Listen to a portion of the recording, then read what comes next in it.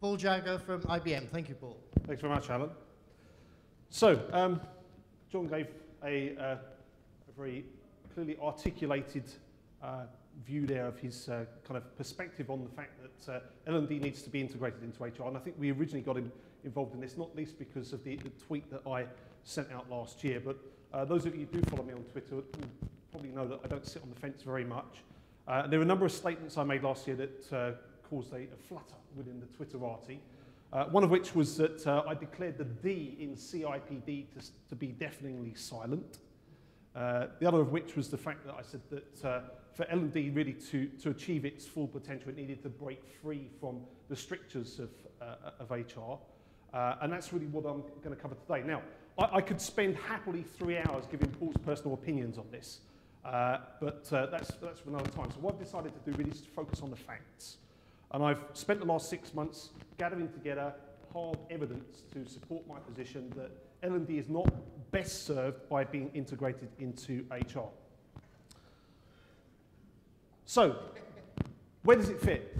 Well, the first question I asked myself when thinking about this was, does it even matter? Is it important where L&D fits? Well, again, it's not about Paul's personal opinions. What I decided to do was look for evidence. Those of you that participated in the recent ASTD relearning survey of 250 L&D managers in the United Kingdom, this survey went out in the sort of middle of fourth quarter last year. There was a question there within which was, in essence, what would you, as an L&D leader, put in the ideal course for developing L&D leaders of the future? Specifically, they were looking at needs for 2012. The top answer to that question was how L&D fits within the organisation. So that's what L&D leaders in the UK say is the top issue for them to grapple with if they were to run a course for themselves, their peers, their colleagues in L&D. So that's why I think it's important, is because you say it's important. Let's look at the professional perspective. I've already declared the D in CIPD to be deafeningly silent. Those of you that have had a browse on the CIPD website recently will have noted that they have suddenly rediscovered L&D, and it's all over the HRD conference this year. I think they've announced 40 different L&D streams.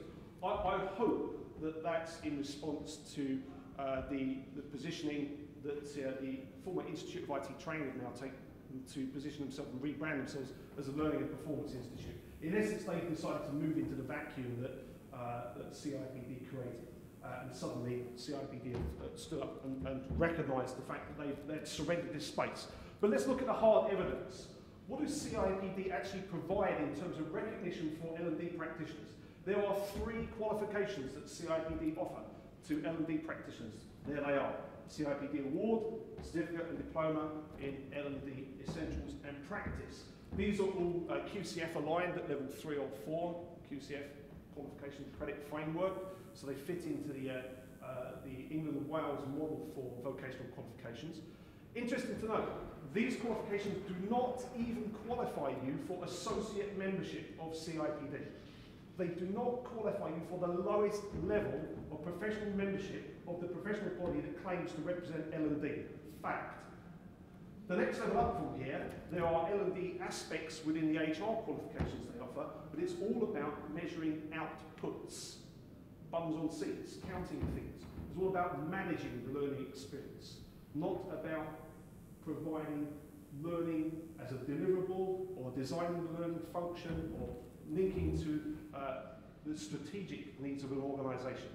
So that's what's on the CIPD website. That's the first professional perspective. Another angle we could look at this from is what are employers and recruiters actually looking for in terms of L&D practitioners. So what I did when Don asked me to come here back in June time, I thought, you know, I'm going to start collecting some information based upon what employers are looking for. So I went to Change Board, and over the last 6 months I've harvested 100 different job descriptions, 50 of which are HR, 50 of which are L&D related. It took me a while to get 50 L&D job descriptions out of Change Board, and come to the reasons why. And they were across all the sectors, public, private and charitable, over that 6-month period. and I did an analysis of the role and responsibilities for those 50 HR and L&D roles to see what the employers are actually saying that these people are going to be delivering within the organisation, assuming they hire that person. And this is the word cloud I came up with for HR. I don't expect you to read all that, but take it from me. The words learning, training, and knowledge are not prevalent in there. In fact, I think learning and training are not mentioned at all. I looked for them and couldn't find a period. Also interesting to note, I couldn't find any mention of the word strategic. So, HR practitioners do have a grand vision about their strategic role, but it's not reflected in the job roles that are advertised in the last 6 months on Change Board. Let's compare that with L&D practitioners. I'm a little saddened to see that training is still so prominent, because that's all about something that you deliver to someone rather than about the whole learning experience. But quite a different range of words that come up as being prominent there. And again, no mention of HR there within. So there's a real bifurcation between what the job roles actually require in terms of L&D versus HR. So some other facts and figures I teased out of this analysis over the 6-month period. Just dig these out for you. So of those 100 jobs that I looked at, there were 30 HR jobs for every L&D job. There was no L&D job that claimed to be at a strategic level in the business. There was not one that reported to a C-level executive. There was not one that was chief or head of or at a level which I could easily determine to be strategic.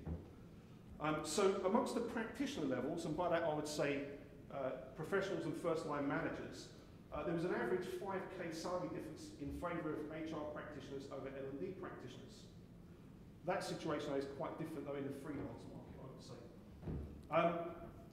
Most L&D management jobs that were represented on Change Board over that period were tactical in nature and departmentally aligned. They all had some kind of very clear alignment with departmental function. And the title departmental training manager came up several times. 30 seconds, Paul. Okay.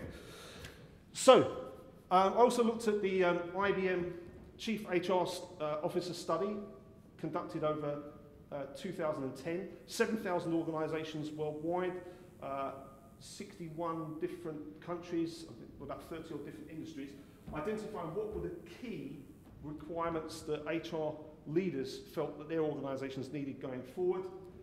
Unsurprisingly, use of collaborative tools and knowledge sharing, rapid development of workforce skills and capabilities, and the perennial developing leaders.